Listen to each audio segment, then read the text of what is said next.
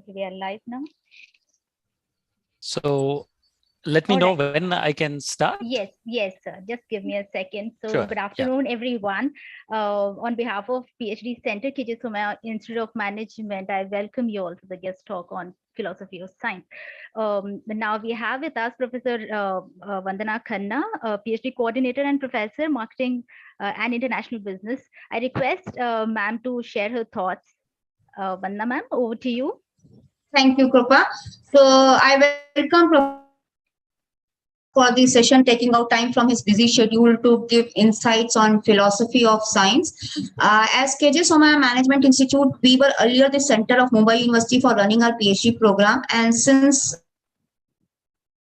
2020, we are basically running our own. When we have been instituted as the university, we are the Somaiya Vidyavihar University, and within the private university, we are offering the PhD program under KJ Somaiya Management Institute, and we are offering the degree in PhD in Management Studies, where we are offering all functional areas as part of the PhD. We have 34 guides within us, expected to be few more in the coming few years. Most of our faculty are already PhDs, or some are already pursuing, and every year we are year on year basis good turnout of these candidates who are coming and joining our PhD program. So it's little new, but still I think we have taken good steps ahead, and we are very hopeful that we will reach to the new heights as we go along in this journey. Thank you, ma'am. Well, I now take this opportunity to welcome our speaker, Professor Srinivas Sridharan. He's an associate professor and deputy head Department of Marketing at Monash Business School, Monash University, Australia. He has taught and researched marketing over 23 years at Monash, Western University, Canada, and Indiana University, USA.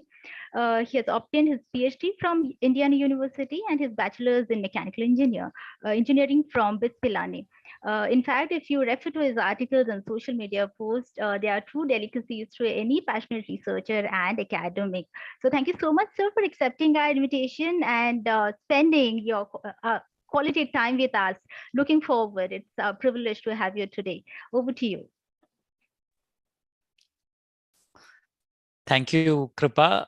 Thank you, Vandana Madam, for that introduction and that to your program as well. Let me start with a namaste to everyone. Good afternoon to you. It's good evening here. Actually, I'll start with acknowledging that one close shave that we had. Just this Sunday, we changed time to a daylight savings mode.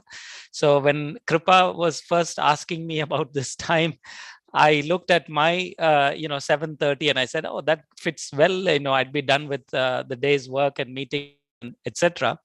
And just yesterday I realized, oh gosh, it's not 7:30.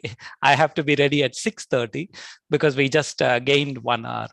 So, but I'm glad I spotted that, and here I am on time. Lovely to be with all of you.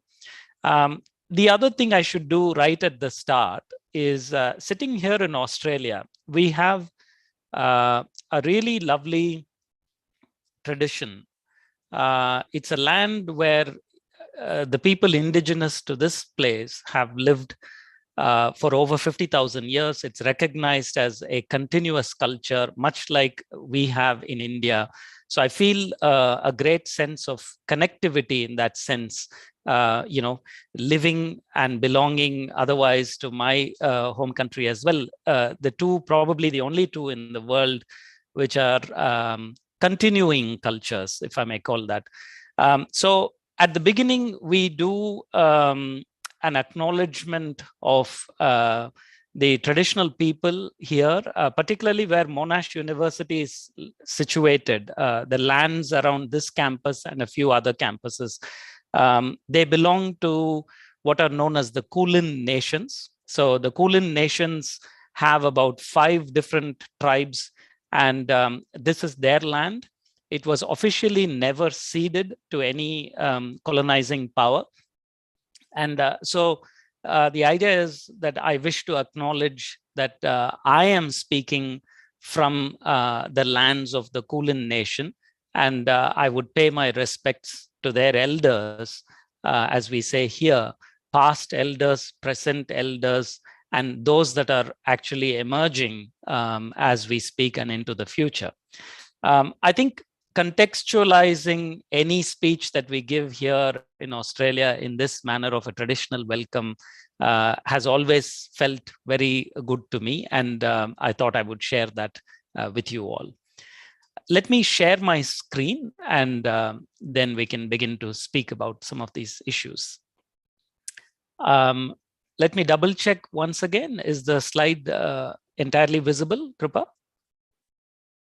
Okay, fantastic. In between, if I happen to look a little here, to the other side, etc., I'm not trying to be rude to look away from you. It's just that I have this other screen, and here I'm able to see you all, and there I'm able to see my slides. But we all live on Zoom land, so I'm sure we are very used to all that. Thank you once again for this invitation, and most of all, thank you, Krupa and Vandana Madam, for suggesting this topic, philosophy of science. I think in academia, we become very used to becoming experts at things, and therefore talking only about things that we are experts in, right? But that's not very customer focused. In reality, what people want to hear is always more interesting, and one may or may not be an expert at that. But the benefit of living in academia is that you can draw on whatever it is you're an expert in, and then you have so much exposure to a variety of ideas that you can always have a nice sort of discussion on anything that people want to know about. And because you have your PhD program, and many of them are in their first year, I think this particular topic, philosophy of science, is very, very relevant at that stage of their career. So thank you for proposing this topic.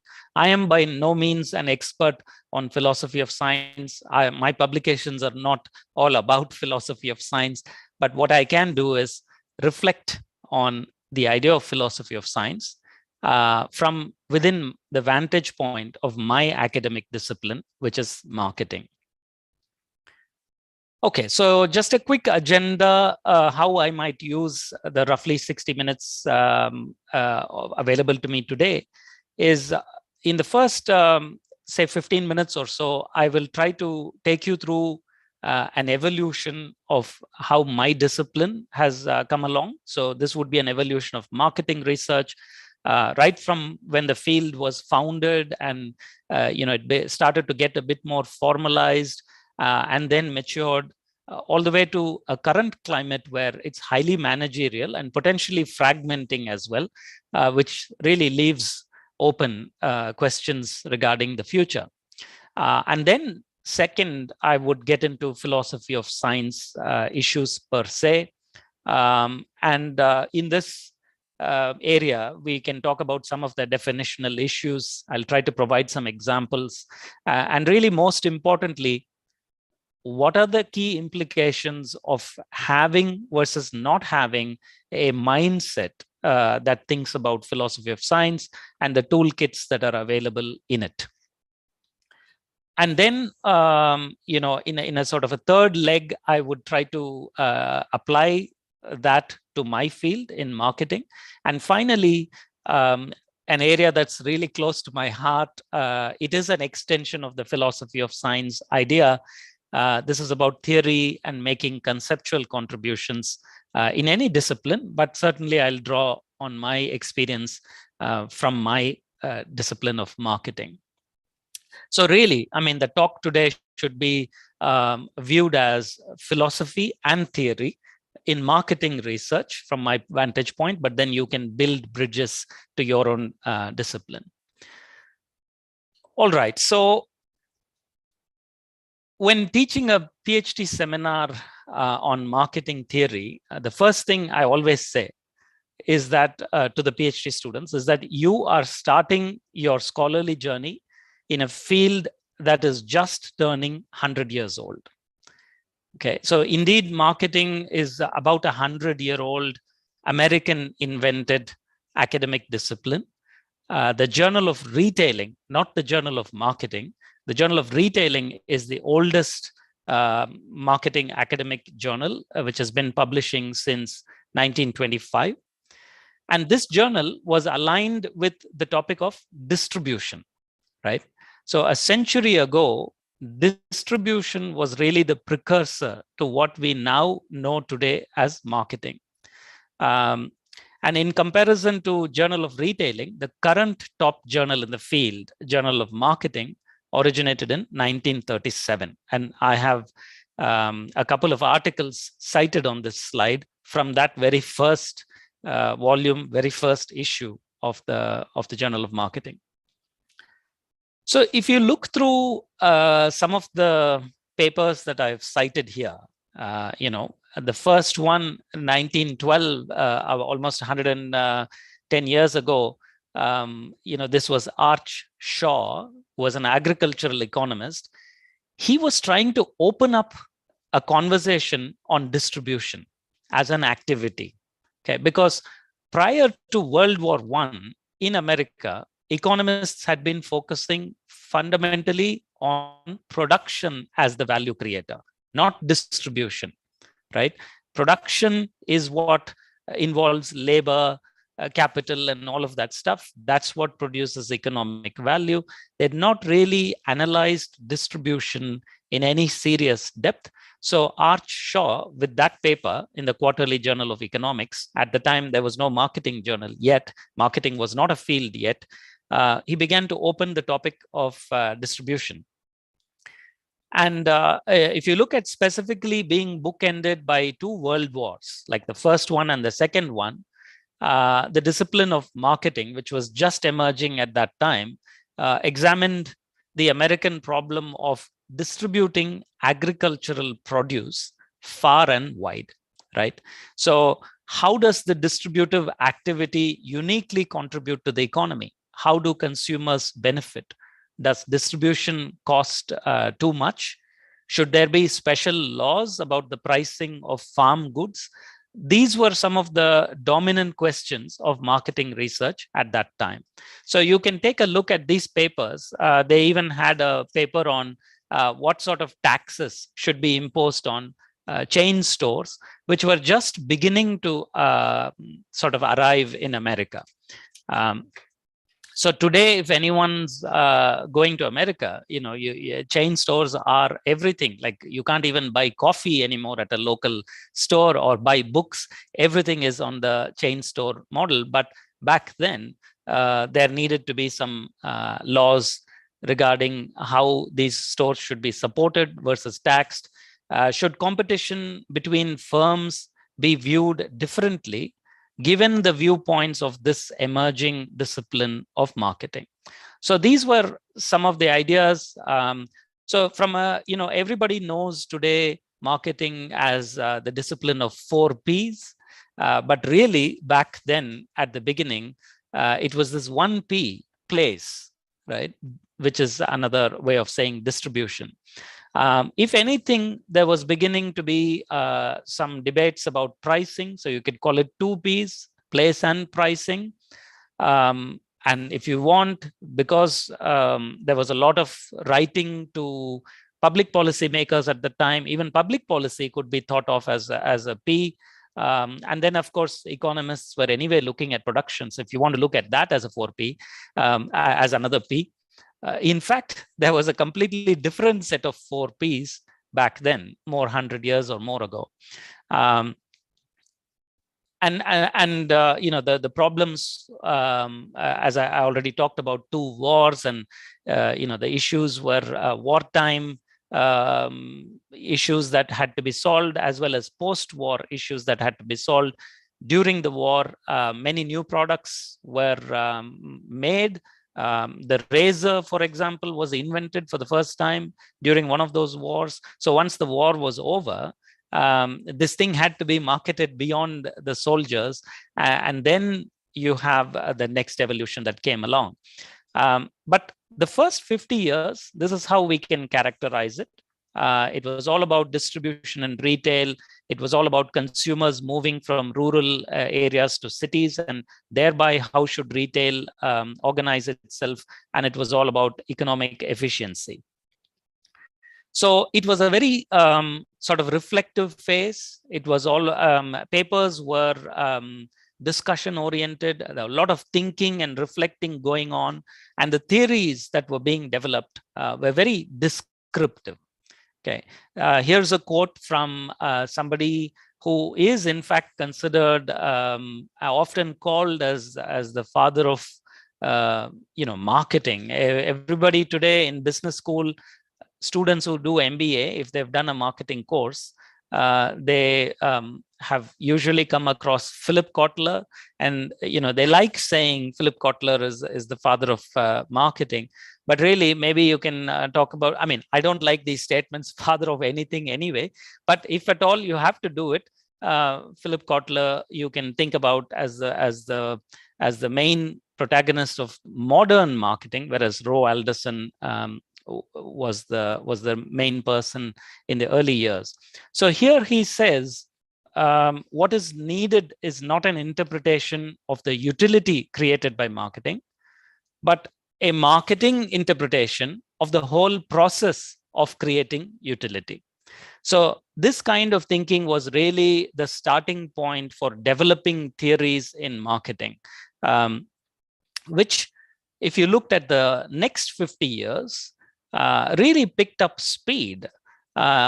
Today, we hear the term segmentation, targeting, positioning, right? That's what modern marketers use. Well, the first paper on marketing segmentation was written in 1956, and I've cited it there, Wendell Smith. That's really when differentiating across products and again, differentiating across consumers, that is segmenting the market, where that's when it was proposed first as actually strategies that companies could adopt to expand their markets. Then the famous 4 Ps that we now know, the real term for that would be the marketing mix. And from a managerial point of view, that paper by Neil Borden in 1964 was the first to use the term marketing mix. He really had a vision of the business executive, the CEO or whoever, as a mixer of ingredients, somebody who would have many ingredients in hand and mix them together, sometimes following a recipe, and sometimes adapting a recipe to whatever ingredients were available on hand, and sometimes experiments or invents new ingredients that no one else has tried. This was the metaphor, this was the vision behind the marketing mix. Borden actually had packed 12 Ps in his original work on the marketing mix.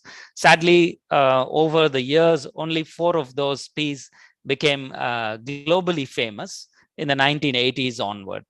Probably there is something about small numbers, like 1 nation, 1 ration card, 2 states, 3 amigos, 4 Ps, who knows. So we are now down to, the famous Kotler books began to arrive, textbooks began to arrive, MBA programs started expanding. And so the managerial shift in marketing. Earlier, I talked about this reflecting and thinking phase. This phase became very action-oriented, and the theories were beginning to prescribe what managers should do, rather than describe how markets actually worked, how distribution actually worked. So, and again, this obviously coincided with the emergence of what we can call the mass market after World War II, after the various other wars that America in particular was involved in, the Vietnam War and all of that, the Korean War. After all that, there was a bit of peace, right? That's when the mass market really took off. We learned this in our MBA programs as well. So now the other 2 Ps, that is, you had to innovate on your products, and the promotion P, the advertising, they really started coming along. We had theories about biobehavior. Psychology began to contribute a lot of theories. So you had consumer psychology developing as a field. So the more we studied and started to understand the psychology of consumers, how they would react to color, how they'd react to humor, how they would react to various advertising appeals. Then the industry of advertising really started picking up steam, and the other two P's really became prominent. Actually, there was a time when if you would just go out onto the street and ask people, what is marketing? People would simply say advertising or promotions, right? That might still happen. You might still get that response. So in a way, after starting with the grand problem 100 years ago of whether distribution is helping the economy, and how should we make laws to regulate tax and put prices on farm goods and things like that, the field at one point probably just reduced to a 1P field. It's all about promotions, advertising, and and then of course we have the famous negative connotations, people saying, oh, that's just a marketing gimmick, right? So the field, the discipline, has had to live with all of these kinds of changes in its 100-year evolution. The last one that I will just reference quickly before moving on, that 2004 paper by two gentlemen called Stephen Wargo and Robert Lush, where they essentially questioned the idea that businesses make products and sell products in the form of physical goods. And at best, you might offer a service along with the goods. The service might be a warranty or a guarantee or a service contract or whatever it is, depending on the industry. So the long-standing idea was that we manufactured things, we made things, and we sold things. And at best, we added some services to those goods. They questioned it and turned the whole concept on its head, and said, businesses really only ever provide services. And to provide a service, they may attach a few goods along the way, right? So think about it. If we, there is this famous example of, are you selling, a 1/4-inch drill machine, or are you facilitating the making of a 1/4-inch hole, right? What do consumers want? Do they really want the drill? It turns out not really. They just want a 1/4-inch hole on their wall. And you can guess why, right? Because they want to hang a picture of their family. What the consumer really wants is to create memories and celebrate their memories of them together as a family by hanging a picture on the wall. That's what they really want. Can you perform that service for them? And to perform that service, it turns out a 1/4-inch hole has to be drilled into the wall. And in order for that to happen, it turns out that there needs to be something called a 1/4-inch drill, which needs to be sold in a retail store, and so on and so forth. So the logic was really the other way around, as per their argument. So, it was sort of heralding. It was done at the same time when I think the whole world was acknowledging that we are entering a services era. Even in India, in the 90s and in the early 2000s, software had really arrived. And that's how people in the Western world also began to acknowledge the rising industry in India. Software, essentially was a service. But then ironically there too, we had to eventually call it SaaS, software as a service, and so on and so forth. So this inexorable march towards services was also acknowledged in my discipline in this next 20-year period. So to put a sort of summary onto this segment, I suppose it can never be denied that as a profession, as a business profession, marketing is really a profession of the P's. It was, just place and price at one point in time, with some interactions with public policy. And then when innovation started picking up, it became product and promotion added to it.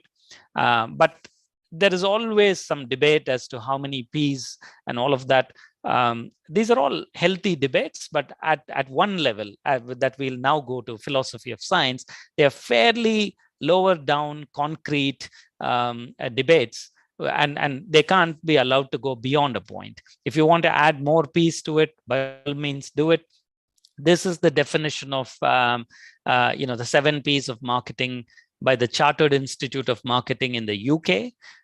So they've preferred to add process as a P, people obviously as a P, and then physical evidence, as they call it, as a P. So for them, it's a 7 P's model. As I said, Borden originally started with 12 P's. So, everyone should feel free to indulge themselves, imagining whatever they want, but nevertheless, it is a profession of the P's. Okay, so now we should enter into sort of the philosophy of science terrain. Let me take it slowly. I will try and explain a few concepts, some of which may be familiar to the audience, some of which may be new, and then we'll have a discussion around that. So philosophy of science, again, I've put some citations here, mainly choosing those papers and those people who I felt at least tried to provide some definition of what is this philosophy of science, and why should we need it in our scholarly career as researchers. So one of our Indian origin famous professors who was variously at Harvard Business School and then the Tuck Business School in Dartmouth University, both in the US, Rohit Deshpande, in one of his papers, he calls it in this manner, right? Philosophy of science is nothing but a formal and a very self-conscious specification of the theoretical relationships or theoretical models that underpin the research activity that we are undertaking. So you are taking a philosophy of science approach if you are formally specifying those relationships and you have that self-conscious process going right the way through, and you are not adopting such a mindset if you didn't do that. Similarly, Johann Arndt in 1985, another marketing scholar, he called philosophy of science as nothing but meta-theoretic work, right? So we know about theoretical work. So this can be then called meta-theoretical work. So if you're building a theory about how AI impacts consumer perception of a firm's ethicality, so that's the theory, right? It's a theory of consumer perceptions of ethics. And for you, AI is an important explanatory variable. So the theory is about that. But then how does anybody evaluate whether that was a good theory that you just developed or not a good theory? So there has to be some criteria for evaluating that theory, right? So that's what the developing of universal criteria for evaluating theory, that to this gentleman is meta-theoretic work, or in other words, philosophy of science. In meta-theoretic work, he also includes, if you sat down to examine how science unfolds as a social process. So let's say you work in chemistry, right? So if you are not just a chemistry scholar who is working on some molecule, but also examining how your discipline of chemistry has been unfolding over the years as a social process, how the various discoveries were made, how people rose to prominence, how certain labs were built, who funded those labs, who were awarded the Nobel Prizes, and all of that. So if you examine how that discipline unfolds, that would be known as the sociology of science. But this process or this work for Johann Arndt is part of philosophy of science, is part of the meta-theoretic work, right? So we have now like sort of two descriptions of what philosophy of science is. Thomas Kuhn in 1962 is a very famous person, actually discredited quite a bit for a variety of other reasons as well. But then when he first wrote his book, the structure of scientific revolutions first, and then the structure of, I think, scientific theories or something like that. Then for him, philosophy of science is nothing but when you have accepted examples of actual scientific practice. So the example should include the laws of that field, the theories of that field, where these theories are applied, and all the methodologies and instrumentations that are used. So again, going back to a chemistry example, all the axioms and laws about molecules and atoms and everything, and the various theories, whether, I don't know, it's Boyle's law or whatever other theories, and what they have been applied to. Have they been applied to minerals, nanomaterials, and all of that, and the instrumentation. By instrumentation, I don't mean just the microscopes and the physical instrumentation, but also the mathematics, the procedures that particular discipline adopts to conduct its work. Okay, so if one field uses a lot of calculus and that sort of mathematics, then that's part of instrumentation. So to Thomas Kuhn, the moment of a discipline is also doing work, compiling these kinds of accepted examples, then that's philosophy of science. Then you have this other paper in 1966 that talks about the logic of discovery and the logic of justification of a science together as philosophy of science. So again, if you read through some of these sentences under the authors, you'll begin to get a familiar sense, right? Philosophy of science is that mindset once a researcher goes into, where he or she is beginning to think about, the theories that are being discovered, the process by which they are being justified, what rules have we developed, what procedures have we developed on which our discipline accepts or rejects new items into the body of knowledge, the nature of proof, and then doing all of this in a self-conscious way. That really is all philosophy of sciences. So the operative words are you are seeking truth, you're seeking the nature of reality, and you're developing knowledge about it. And the more you develop and the more you document, it becomes science. And then these other words, epistemology, ontology, axiology, I won't actually define any of them. I'll just remark that, a recent paper that was published that calls all of these kinds of, there's a lot of jargon in philosophy of science, right? And this paper was calling all of that epistobabble, meaning people who are interested in philosophy of science somehow end up just babbling all this jargon all the time, right? So it is a pain. And I completely endorse that view as well. We shouldn't get so drawn into jargon. But the reality is that as researchers, in addition to just doing our own work, do we have this appreciation underneath? And for doctoral students undertaking a PhD program, there is a wealth of these papers that can give them some understanding. Now, I also want to provide another caveat, and that is sitting in India, growing up in India, with all the experiences that people have had growing up, with all the phenomena they see outside throughout their lives, and now conducting their work as a scholar, right?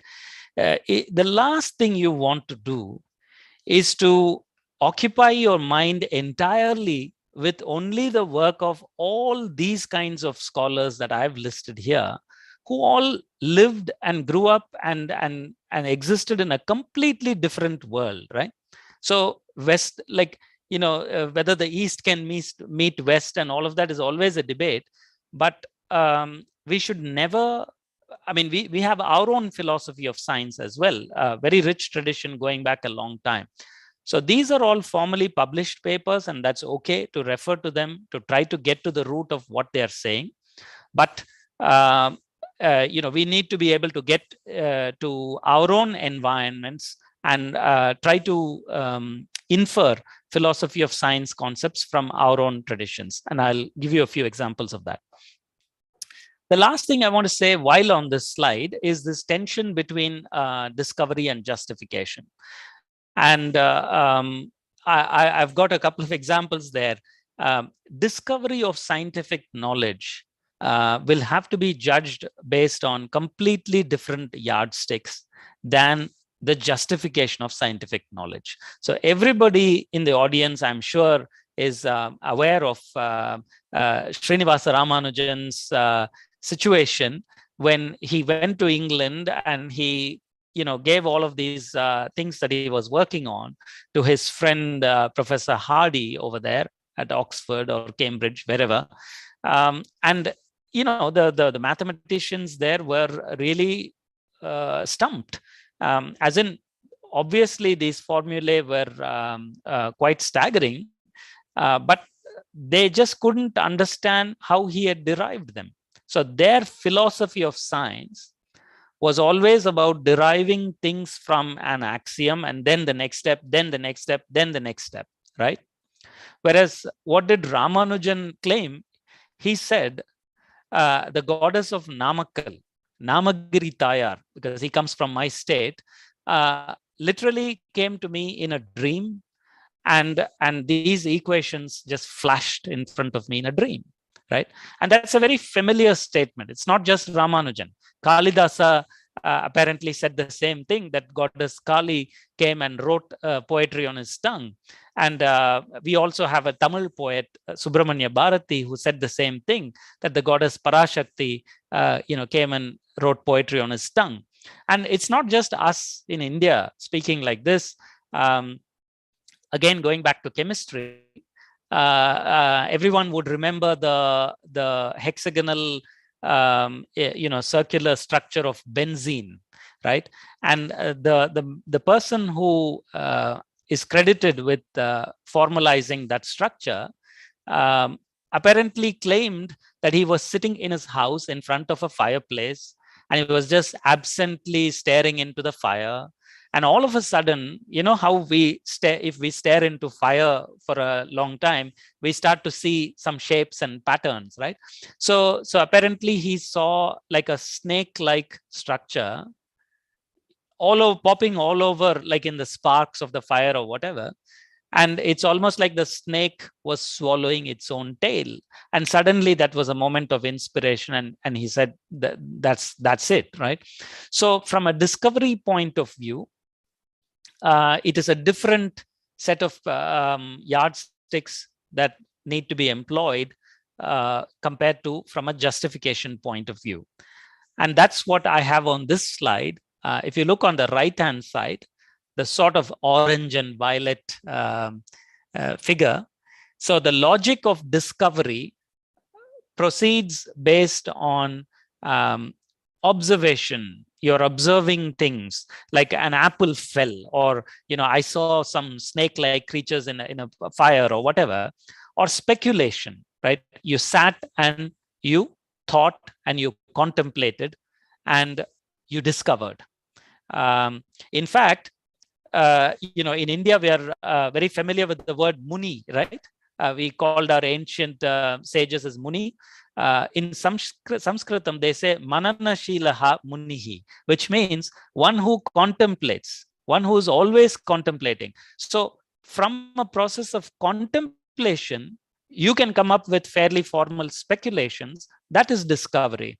Or you observed something, like I said, an apple fell and something caused it. Or the Archimedes apparently was in a bathtub. I mean, sometimes I laugh at these stories.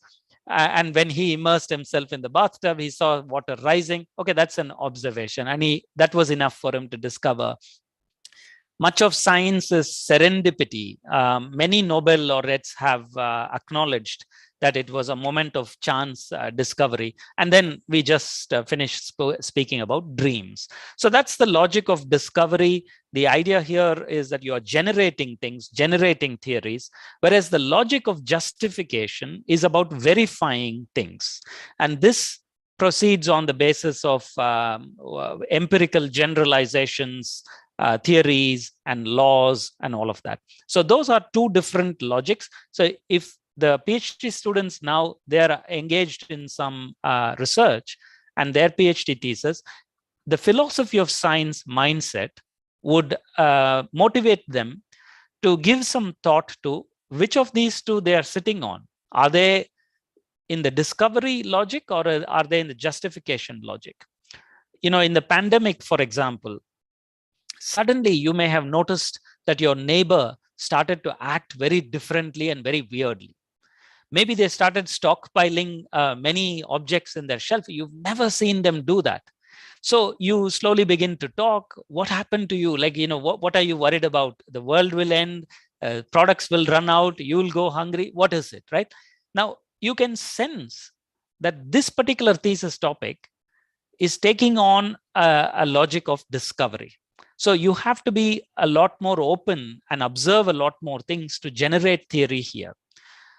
Whereas on the verifying spectrum, you really have to go based on theories and laws and whether this obeys that and so on. So philosophy of science, you can roughly take it as the process of knowing, for which they use a technical term, epistemology, whereas the good old philosophy that we know for thousands of years in all our cultures is about seeking the truth. So look at that subtle difference, right? Philosophy has always been, since ancient times, a quest to know and understand truth. All right. So the objective there is what is it that is to be known? So if you want to be very religious and you say God, okay, fine. That's what you're pursuing. You're pursuing truth in the form of God. That's what is to be known. Or if you want, if you're not thinking about religiously, if you're thinking about other forms of truth, then that's philosophy, right? So you can call it, if you know the truth, that's philosophy. But the process of knowing the truth, how do we know what we know? Can we document? Have you written papers on how do we know what we know until now? That's when we get into the philosophy of science. So the research that really details and explains the process of knowing in this particular discipline would be philosophy of science. And once you have that, you end up developing what we might call a worldview or a school of thought. Hey, I come from this school of thought. You come from that worldview. In your worldview, you can't know the reality from a third person's point of view. Or in my worldview, we can do that. There is a famous German term for that. I can't even pronounce that. But the philosophy of science literature, take it from me, has no idea of the fact that we have terms for these kinds of things as well in India for thousands of years. This is what we call a drishti or a darshana, right? You have many different darshanas within a particular tradition or many different drishtis. So moving on, this word paradigm is probably what I will leave as a shortcut for PhD scholars. Normally, when you're working on something, perhaps you can call that as a theory. So you're working on theories, but a philosophy of science mindset would enable you to also specify what paradigm does your theory live under. Okay, so that's that word paradigm is probably the central word in philosophy of science. So I have this figure where, like an inverted funnel, right? So beyond the neck of the funnel, what's visible outside is just coherent traditions of scientific research. So in physics, they all know what they research, how they research, they go to their conferences, they have that familiarity. chemistry would be different, biology would be different, management, marketing would be different. That's what we see out in the open, and schools of thought within that discipline. So if you're in psychology, you could go to a conference in cognitive psychology, or you could go to a conference in social psychology, and so on. So those traditions and schools of thought we see out in the open. They are built based on models and theories, and I've given some definitions there. I won't go through them. But really what sits underneath all of that is the paradigm. And this is what we meant by accepted examples of scientific practice, including all of law theory, etc. Now, see that quote that I've provided at the bottom. The interesting and important thing about these paradigms is that they're always sitting at the base. They are not theory. They are the foundation of theories, right? They propel theory, and nobody sees them on a daily basis. They are taken for granted. They are not explicitly questioned. They are sort of implicit and unseen, right? That is why it becomes very important for scholars to understand what paradigm you live and work in, because on a daily basis, it's not going to reveal itself, right? And if 10 years down the line, you don't want to come to believe that, oh, is that the paradigm? I really think very differently. I should not have worked in this field at all, right? So you have to understand what the worldview of your discipline is, and that's what this slide is all about. And there are very many different paradigms. This slide, I mean, I'm happy to share my slides with you through Kripa. I won't go through the definitions here in the interests of time, but suffice it to say that there are so many different paradigms that have their own names, which all take a different view of reality. So, on the one hand, logical positivism might say reality is out there. Relativism might say reality is really only constructed by scientists relative to their own language. And there are more extreme versions of that. Constructionism would say there is no truth. Truth is only contextual. It must always be interpreted subjectively, etc. Whereas realism would say reality exists independent of it being perceived. And then the job of science is to theorize about it and generate the most accurate possible description of it, and so on. So those would be different paradigms in any field. I really like this quote. I couldn't pin it down to which paper it came from, but I have written probably from these two volumes. The quote says, "Science does not have the monopoly on truth," right? But it does have the monopoly of the means of checking truth and enhancing it. So that's a quote that reveals their philosophy of science approach. That truth is out there. Science doesn't monopolize truth, but science perhaps can, in this day and age, monopolize the means for checking that truth and enhancing it. So we might discover, some years ago, you might be familiar that one of our famous scientists, Bose, who was part of the team that discovered what was called in those days the God particle. And it was called the Higgs Boson, right? The fundamental God particle. So there was a time that these two gentlemen had theorized the whole thing and said, look, from a process of derivation and all of that, this is what it must be. The entire universe must be generated from this one particle, which the journalists started calling the God particle. But technically, it's, the technical term for it in the scientific community is Higgs boson.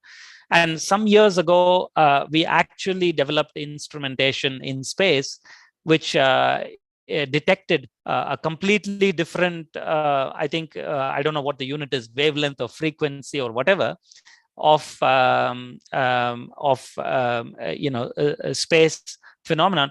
For the first time, we detected something so different, which didn't obey any other parameter of any science, that it was declared that perhaps we now have a measurement of said God particle from 50 years ago, right? So science can only keep on sort of claiming that, look, I've found the means for checking truth. It's either an instrument or something else, etc., not monopoly on truth per se. This is another quote where it highlights the dangers of the standard for what passes as scientific in one discipline. You have to closely understand where it came from. So in this case, these people are in sociology, and they were worried that actually, from a philosophy of science, they understood the standard for what passes off as scientific sociology was getting derived from classical physics, which was a model of natural science that they considered totally inappropriate for sociology. But they were saying this, so recently. Actually, I made a mistake there. I think it's 2002, not 2022. So look at these big scientists, big social scientists of sociology, in a modern time, coming up and saying, we have been barking up the wrong branch all along. Our entire field has been going in the wrong direction, right? So that's what philosophy of science can do for you. It is a mindset that allows you to go deeper than just the questions you are investigating. I think I need to move a little fast now, given it looks like I've occupied a lot of time with these issues so far. But anyhow, applying philosophy of science to marketing research has been a very big pastime in my field. My field has studied a lot of these paradigmatic issues. You can see a very old citation there, Paul Converse in 1945. He actually wrote an article called The Development of a Science of Marketing, which picked up a lot of these issues. I already familiarized you with Rohit Deshpande. The paper that he wrote was called Paradigms Lost, right, in the Journal of Marketing in 1983.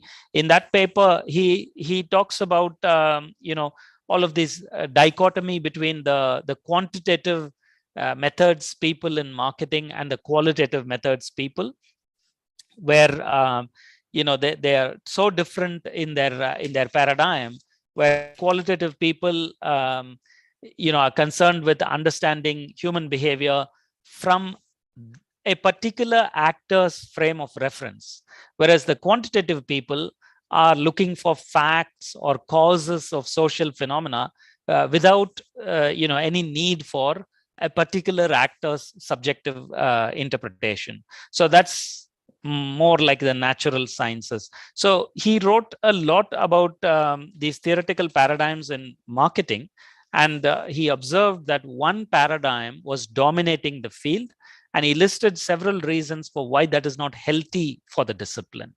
And similar with all these other papers that I've put here: truth in marketing theory and research, objectivity in marketing theory and research, and so on.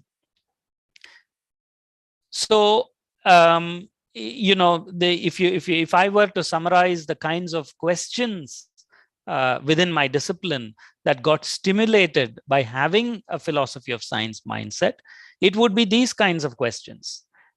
When does marketing occur? Why does marketing exist? Is there a marketing system around us? Where is it? Can I find it? Like, how well does it work? Who is being left out of that system, right? Why do I see so many slums over there? Are they being left out of the retail marketing system for everyday goods? What's happening here? How to scientifically explain marketing phenomena? How to predict marketing phenomena? So we know that a lot of people in the pandemic went on a panic buying spree, right? So it's one thing to talk to people and find out and explain why that happened after it happened. It's another thing to be able to predict that it would have happened ahead of time, right? So can we have explanation without prediction, or vice versa? And things like that. What must marketing theory contain, etc.? Now, these questions are very different from other kinds of questions, like how should we market this product, etc., which are only relevant to the people who are interested in those questions, right? Like the managerial interests. So that is That's the difference between these questions would be at a much higher level of abstraction, and they would help the other questions. So with these kinds of questions, here's what people have come up with in my field. They look at all the things that we do today, like selling differentiated products, problems of the marketing manager, and all of these like B2B relationships, meeting consumer objectives, etc., as micro marketing. And they've contrasted this with what might be called macro marketing, where in micro marketing, let's say we were worried about differentiated products. Is my product better than my competitors? In macro marketing, we are worried about what is the total assortment of products that consumers are getting. So today, if any of you wants to go to a store and buy some health food or a health supplement for your young children, I mean, there's a stunning array of things. Back in the day, everybody bought Protein-X, or everybody bought, one thing, right? Like that's what assortment does. How many different kinds of products exist in that system? So in micro marketing, if the issue was about the problems of the marketing manager, in macro marketing, the issue would be about inequities in the marketing system. In micro marketing, if we are theorizing about the characteristics of firms. So for instance, Apple is more market oriented than, let's say, Google, just saying, right? That would be a micro marketing issue. But characteristics of the marketing system would examine the marketing system of big tech marketers, right? How does that marketing system work? And so on and so forth. So these questions are made possible by maintaining a philosophy of science approach. Now, when you are very low on philosophy of science, what happens, right? So that is also important. So let's take this example. Back in the day, in the 80s and all of that, my discipline, 80s and 90s, we were very big on all of this customer relationship management and all of that, right? But what we missed was that you may have relationships with customers, may perceive a lot of value, you may measure customer satisfaction, and they may report all of that, but it would very seldom transfer over to demonstrated customer loyalty by them. Okay, because loyalty in reality, from a theoretical perspective, was always a very, very long road with many, many stops and detours and diversions in between. And that is why theoretically it was never going to go to loyalty that much. So what happened was, because we got into this empirical, logical empirical paradigm, hypothesis testing, publish the next study, etc. Because we didn't go to that deep level, very soon when technology started improving and all of that, customer relationship management as a strategic theory, as a conceptual thing, quickly became packaged and literally just got packaged into a software program. That's it. Nobody today, when you say CRM, nobody thinks about the theory, right? Everybody thinks about the software. And that's what happens when you are low on a philosophy of science kind of a thinking. The field loses ground in many ways. This slide I'll probably skip over. I didn't mean to distinguish between those terms in great detail. So my last sort of bit, I'll just take a few more minutes and wrap up with this, is coming to the present idea, coming to the present need of our PhD students in terms of developing theory and making conceptual contributions. I'll speak from my discipline, but then the logic is extendable to other disciplines as well. The first thing that we need to understand is, maybe since birth, we've been trained to think of this as a dichotomy. What is theoretical cannot be practical. What is practical cannot be theoretical. But in fact, there are people who believe there is nothing more practical than a good theory, right? So I got this quote for you, therefore. So this is about having conceptual thinking in a discipline. It is critical for the development of a discipline as well as for the career development of the scholars in that discipline. So with conceptual thinking come new ideas. If there are no new ideas, then the field will not remain with vitality for a long time, right? After a while, it would die. Several parts of my discipline have actually died off in the past as well. And just for a scholar, from a practical point of view, I can tell you that in most disciplines, a theory paper that is well written and once published would always attract far more citations and accolades for the scholar than a regular empirical paper. So it's also a good strategy for any scholar. You don't want to always be working on theory papers. You want to be adding to the body of evidence through empirical papers. But every once in, say, 5 years or 10 years, whatever it might be, right? Look back at your work. What are the various empirical papers that you've written? How do they hang together? In total, what are you trying to say? And with that kind of stimulation, build, this philosophy of science thinking and build theory, right? So that's very important for a scholar as well. And that paper would be more or less your blockbuster paper rather than the other papers. There was a paper in 2011 in the Journal of Marketing which outlines what a conceptual contribution looks like. And it neatly separates it into these three things. Units of conceptual contribution, that would be the what is the contribution, and how you make those contributions and the criteria for evaluating them.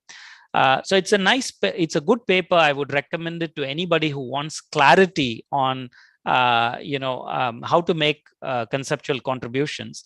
They talk about 6 units of conceptual contributions. You can either contribute a new construct to the field, or take a famous relationship between X and Y, but introduce a twist in the plot, right? You can tell the field that you thought X always led to Y. Not really. Here's a new condition under which X no longer leads to Y. Or even more dramatically, you could say, here's a new condition under which, you always thought X actually helps Y, right? Like the more X, the more Y. So the more you spend on advertising, the more your sales grows. There may be some conditions under which the more you spend on advertising, the more your sales shrinks. It goes downward. And then people are sitting back and thinking, what is that? Like, that's very new. That's very interesting. And how would that happen? Now they're hooked on, right? Like they're interested in knowing what it is. So you could do that. Those are the units of contribution. And interestingly, she talks about mechanisms of conceptual contributions, and these 4 different ways, right? Envisioning, explicating, relating, and debating. Now, these are all words. And, in this kind of a talk, we can't do too much of that. If you read the paper, I'm sure you'll appreciate it. But very shortly, when you say envisioning, okay, this is like, an astronomer, right? We are the common man on the street. The astronomer comes and tells us, come here, look through my telescope. You see that new star over there, right? That's envisioning, right? Like, it is basically, the astronomer is someone who makes us aware of what we never knew about, what we had been missing. And he also tells us, but by the way, that's Venus, and it's very important because it's the neighboring planet or whatever. So that's the model. It's almost like your theory being the telescope, which is showing that new thing which people didn't see about. Whereas explicating is more like the people who make Google Maps, right? The cartographer. So the map really describes what is over there, how it should be studied, how it works. and all of that stuff. So that's a slightly different approach. Relating is more like, there is a lawn, there's a lot of grass, there's a lot of other plants, and a botanist walks around with a magnifying glass, right, and sees different type of things, and how they are different. From a distance, it just looks like a lawn, but the more you go with the magnifying glass, you can see a weed over there. This is real grass. That's a different kind of weed. That's a different kind of a plant, and so on, right? So that would be, in some sense, relating. And then there are other papers where you can actually debate some points of view. You can advocate points of view. That's more like telling the field which way to go. And the metaphor there they use in that paper is a compass. So you hold a compass and you walk around, etc. You're lost. Which way to go? The compass tells you which way to go. So your paper is like a compass that can tell the field which way to go. That's another type of making conceptual contributions. So it's a lovely paper. It doesn't matter what field you are in. It sort of, the logic extends to everybody. So I will dispense with these slides that I had. They're all just by means of building a discussion if needed. My last point would be about people in this career. It's an incredibly difficult career. As it turns out, just coincidentally, just before coming for this talk, I made a post on LinkedIn about the fact that it is an incredibly difficult career, where the stresses in this career are so great. We live in our minds most of the time. It gets very hard. So in terms of this career, there are some suggestions here as to how to develop theory, like as a process. Again, I will leave the slides with you, and the slide is fairly self-explanatory. People can go through it. And then there is this other issue to think about. These days, publishing articles is not enough. Universities ask us how it has impacted society. Now, again, going back to a chemistry point of view, when radium was first discovered or invented, what have you, Marie Curie hardly had any idea of the kind of impact it would have 50 years later. So it's a little bit unfair to be asking academics, how have your papers been impacting? But that's the new world we live in, because economics demands that the taxpayer is more aware. They're spending money, and governments are funding universities. They want to know, and I don't think we can run away from that. So this is just some advice about how, once you publish your work, how you can translate that to impact. Again, Krupa would have the details about what this means from one of my posts, and please, that would be a nice coffee conversation amongst your colleagues. So that is there. And then the ubiquitous thing, just mental well-being, right? Like we really need to work hard also on protecting ourselves from burnout. As I said, this is a very difficult profession. There's a lot we need to do to acknowledge ourselves. I mean, just yesterday, I submitted a review to a journal, and nobody sees that work that I do. It's entirely invisible, right? And for what is worth, I discovered I submitted, I was working on 2 reviews for the same journal, and I submitted those reviews like this. So the wrong review to the wrong submission button, and it created entire chaos. The authors got worried and all of that. So, I mean, so many things happen behind the scenes. Our students don't see it. Our deans don't see it. So acknowledging ourselves, connecting with our colleagues, and things like that are very important. If necessary, if there was time, I had some thoughts about that. And these are all just reference. So I will stop there. Sorry for taking a few more minutes than scheduled. It was, so that's a general sort of overview about the mindset of taking a philosophy of science approach. Of course, in its own merit, it's a very, very deep subject. A talk like this, all it can do is to give a little bit of a flavor. And if I leave the slides with you, hopefully people can chase up some of those references and go on a deeper journey of reading. And like I said, inform their career in a way that it's better to do it earlier than 10, 15 years later, realize that this was the paradigm in which your field worked and your mind actually wants to go in a different direction. So with that, I thank you once again for extending this invitation to me. It's a pleasure to be here and share this time with you. And I'm very happy to see if there are any questions. Thank you so much, sir. Questions? You have any?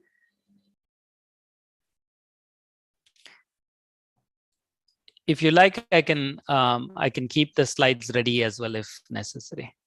Or let's just talk. I mean, if necessary, I'll go to that. I think the students are still recovering.